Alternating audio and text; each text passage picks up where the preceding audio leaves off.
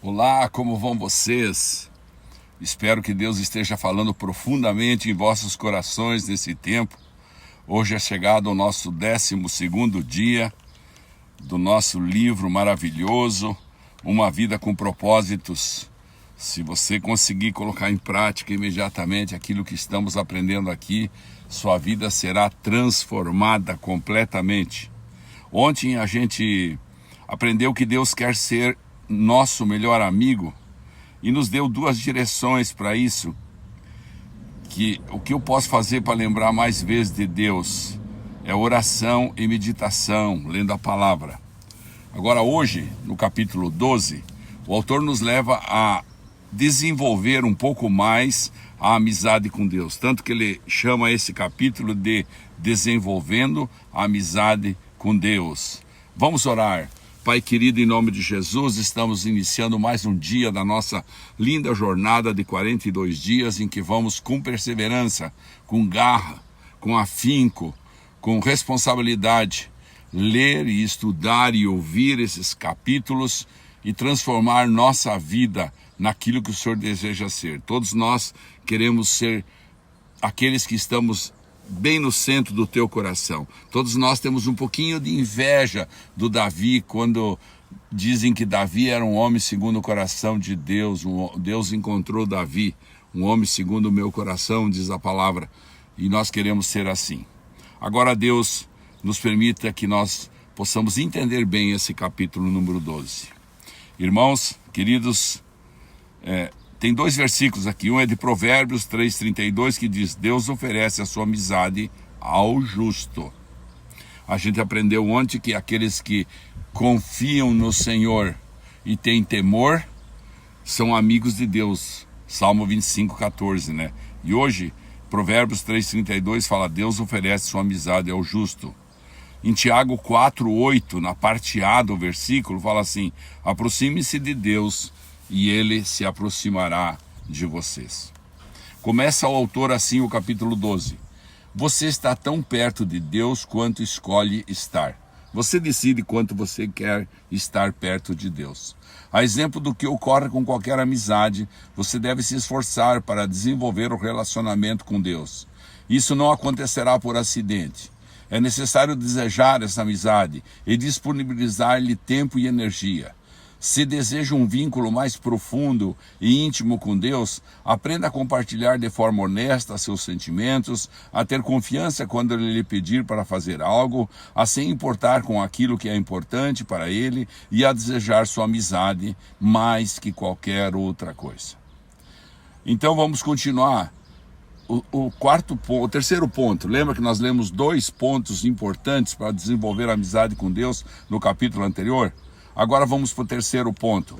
Devo optar por ser sincero com Deus. Esse é o terceiro ponto. O primeiro elemento fundamental de uma amizade mais profunda com Deus é ser absolutamente sincero sobre suas falhas e sobre seus sentimentos. O Criador não espera que você seja perfeito, mas insiste em que você seja absolutamente honesto com Ele. Nenhum dos amigos de Deus que aparecem na Bíblia, na sua palavra, era perfeito. Se a perfeição fosse um requisito para a amizade com o Senhor, jamais poderíamos ser amigos dele. Felizmente, em virtude da graça de Deus, Jesus ainda é amigo de pecadores, como falou Mateus 11:19.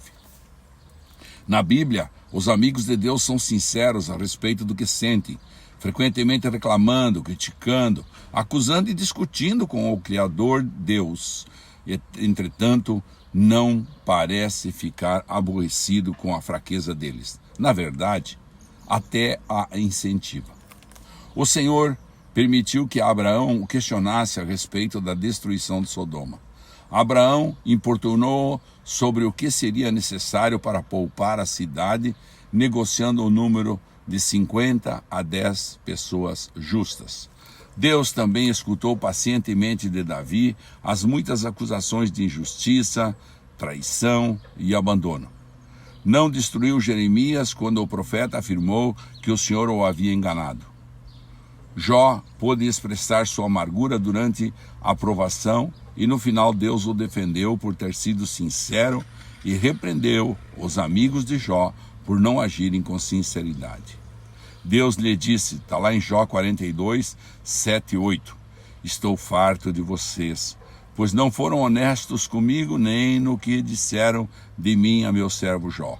E meu servo Jó orará por vocês e, assim, vou aceitar a oração de vocês.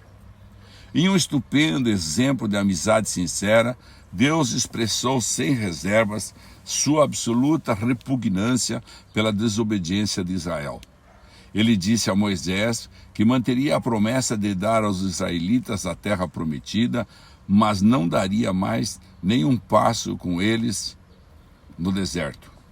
Deus estava aborrecido e disse a Moisés exatamente como se sentia. Moisés, falando como amigo de Deus, respondeu de forma igualmente sincera. Veja lá, está tudo em Êxodo 33. Vamos ler uma parte aqui. Tu me dizes, conduz este povo, mas não me deixas saber quem enviarás comigo.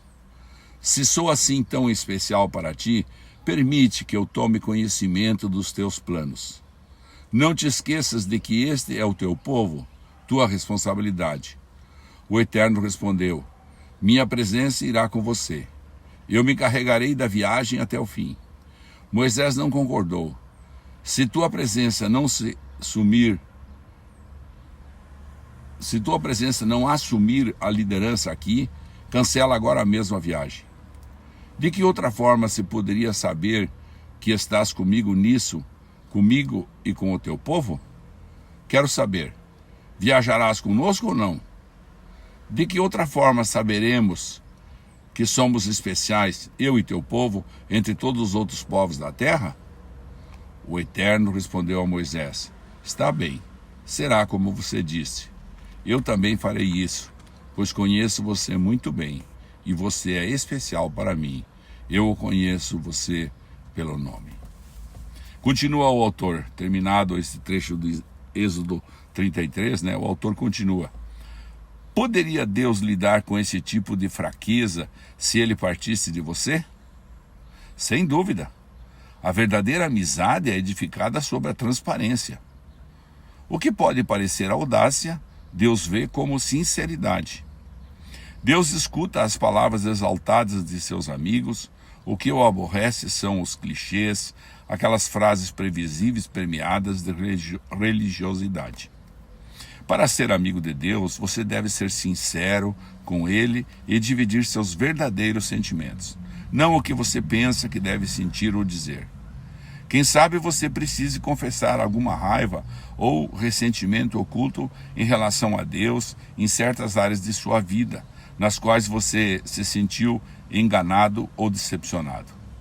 Até que tenhamos amadurecido o suficiente para compreender que o Senhor usa todas as coisas para o nosso bem, abrigamos ressentimentos em relação a Ele por causa da nossa aparência, da nossa formação, orações não respondidas, mágoas do passado e outras coisas que mudaríamos se fôssemos Deus.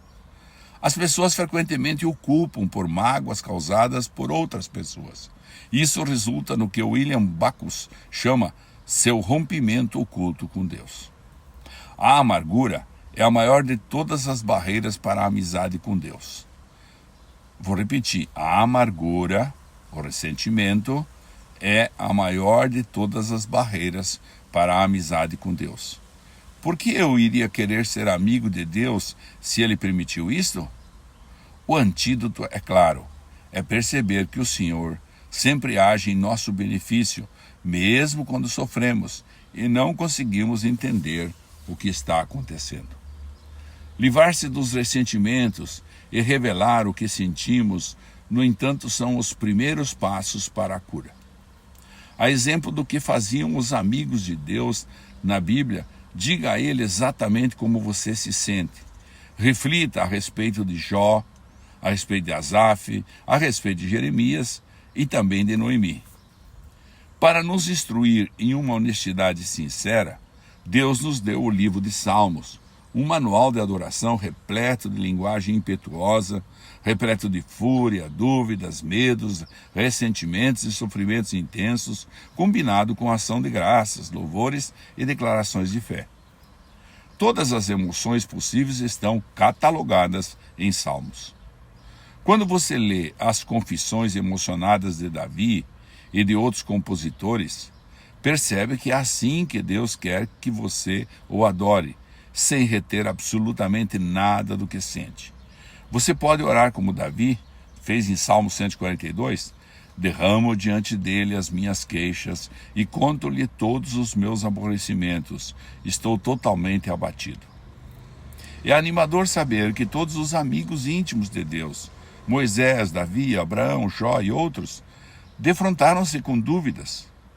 Em vez de mascarar seus receios com frases feitas, eles os expressaram sincera, aberta e publicamente. Exprimir as dúvidas pode ser o primeiro passo em direção ao nível seguinte de intimidade com Deus. Vamos para o quarto ponto. O quarto ponto, que fecha nos 2 capítulos, para conquistar a amizade de Deus, eu devo optar por obedecer a Deus pela fé. Então, primeiro precisamos ser sinceros, o que fala esse capítulo, e o segundo, devo optar por obedecer a Deus pela fé.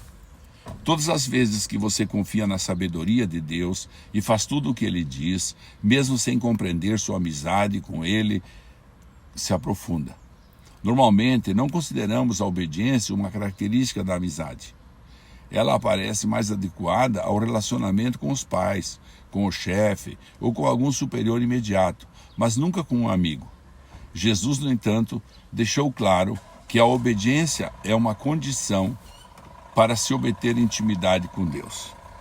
Ele disse em João 15,14, vocês serão meus amigos se fizerem o que eu ordeno. No capítulo anterior, assinalei que a palavra usada por Jesus quando nos chamou amigos podia se referir aos amigos do rei, numa corte real. Embora esses companheiros íntimos usufruam privilégios especiais, eles também estão sujeitos ao rei e têm de obedecer às suas ordens. Somos amigos de Deus, mas não somos seus iguais. Ele é nosso amado líder e o seguimos. Obedecemos a Deus não por obrigação, nem por medo ou imposição, mas porque o amamos e confiamos que Ele sabe o que é melhor para nós. Queremos seguir a Cristo por gratidão a tudo o que Ele fez por nós e, quanto mais de perto o seguimos, mais intensa nossa amizade se torna. Os não cristãos, em geral, pensam que os cristãos obedecem por obrigação, por culpa ou até medo de serem punidos, mas a realidade é exatamente a oposta. Fomos perdoados e libertos, então obedecemos por amor, por gratidão, e nossa obediência nos traz grande alegria. Jesus disse, como o Pai me amou, assim eu os amei. Permaneçam no meu amor. Se vocês obedecerem aos meus mandamentos, permanecerão no meu amor, assim como tenho obedecido aos mandamentos de meu Pai e em seu amor permaneço. Tenho dito essas palavras para que a minha alegria esteja em vocês e a alegria de vocês seja completa. Observe que Jesus espera de nós o mesmo comportamento que Ele tem com o Pai, porque é o modelo para nosso relacionamento com o Filho. Foi por amor que Jesus realizou tudo o que o Pai lhe pediu.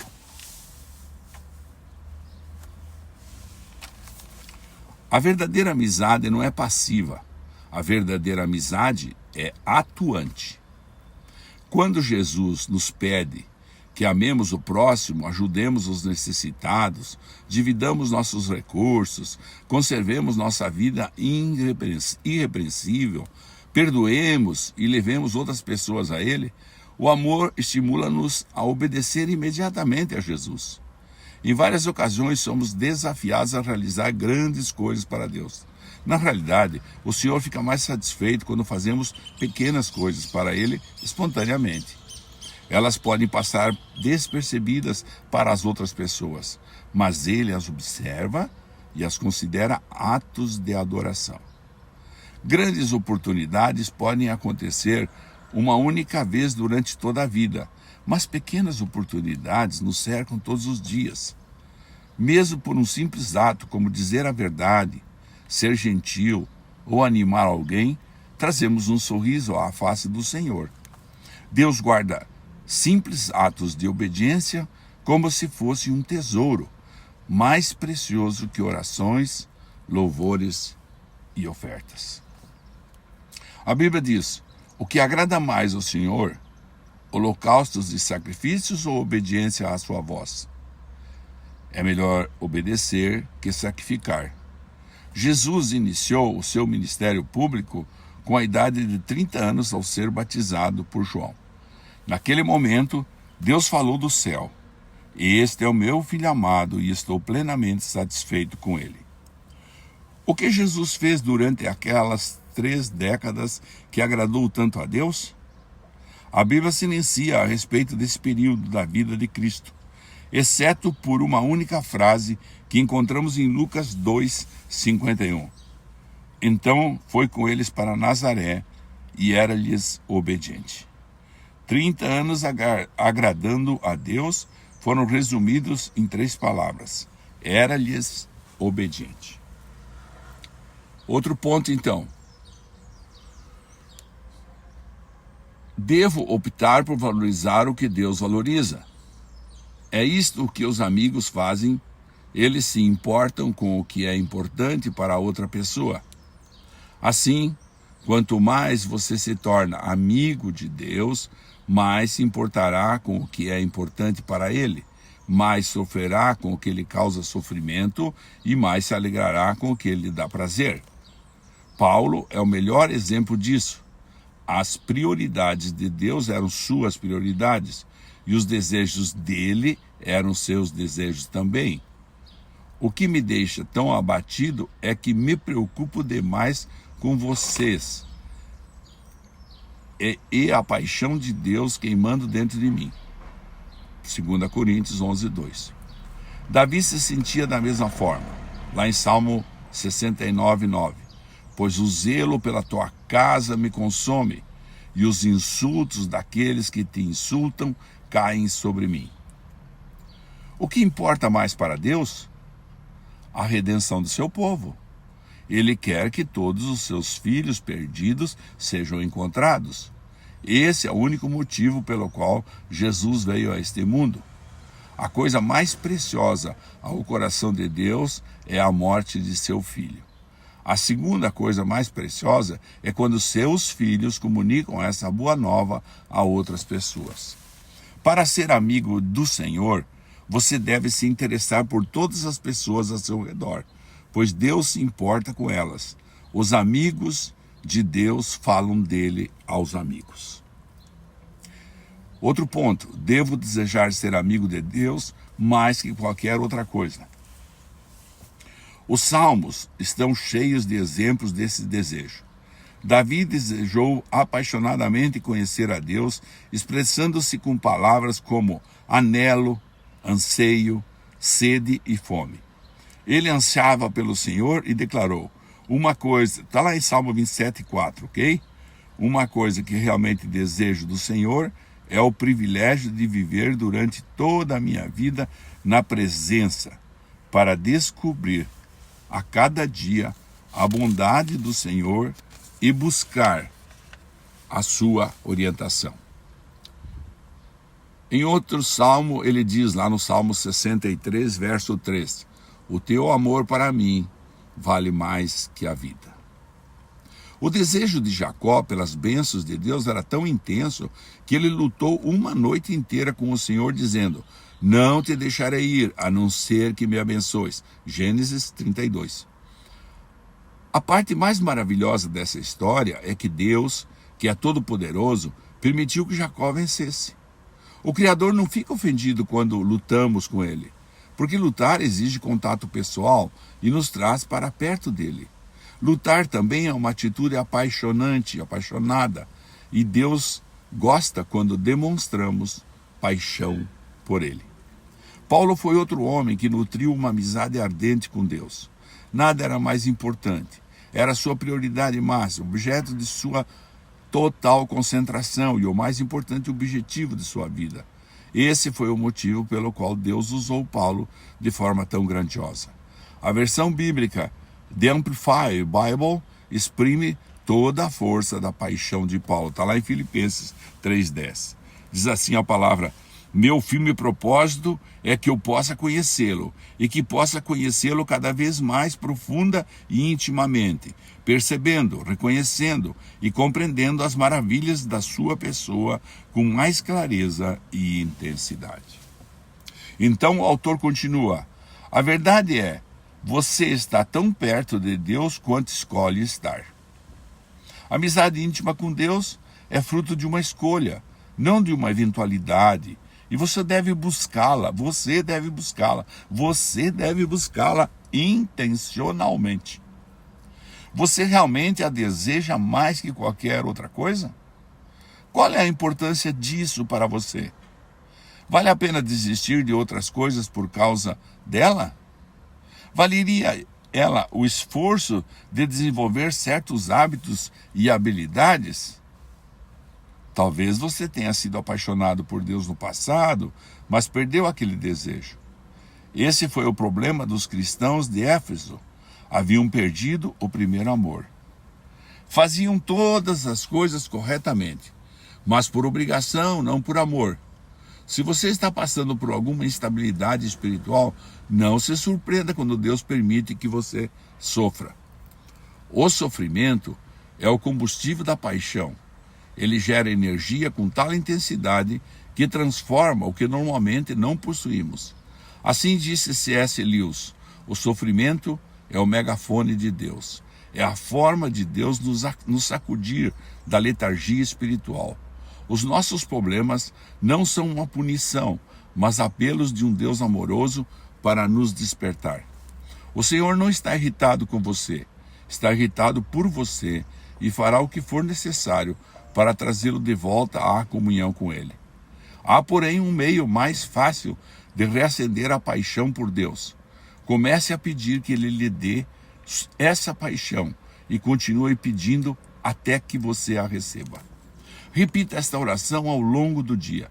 Querido Jesus, mais que qualquer outra coisa, quero conhecer-te intimamente.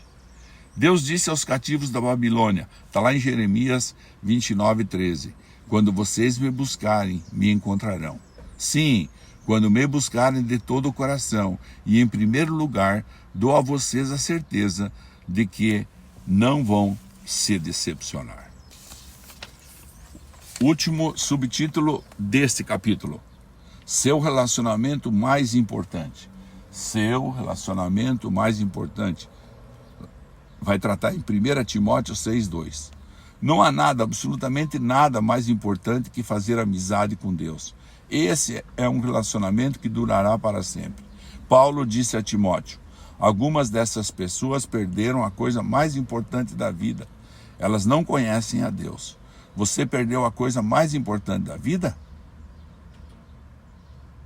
Não conhece a Deus por acaso? Pois pode fazer algo a respeito agora mesmo. Lembre-se, a escolha é sua. Você está tão perto de Deus quanto escolhe ter. Pronto, aí esse foi o capítulo. Pensando sobre meu propósito de vida. Estou tão perto de Deus quanto escolho estar. O versículo para memorizar é: aproxime-se de Deus e Ele se aproximará de vocês. Pergunta para meditar: que escolhas práticas farei hoje para me aproximar de Deus? Que escolhas práticas você pretende fazer hoje para se aproximar de Deus? Que escolha prática você decide fazer para se aproximar de Deus? Estamos encerrando a leitura desse capítulo 12 e eu quero orar com você, para que Deus te dê ideias, que você dê ideias de escolhas práticas para se aproximar de Deus. Amado Espírito Santo, nesse dia tão importante, o dia 12 da nossa leitura, o Senhor possa inspirar todos os irmãos desse grupo a realmente escolherem coisas práticas que possam fazer para se aproximarem mais de Ti. Que essa reflexão, dizendo que estou tão perto de Deus quanto escolho estar, possa tocar nossos corações e nós possamos escolher estar cada dia e cada situação mais perto de Ti. Amém, irmãos? Muito obrigado. Deus abençoe todos vocês, que vocês tenham muita saúde e muita paz. E pensem nisso. Escolham coisas reais para melhorar até amanhã. Deus os abençoe.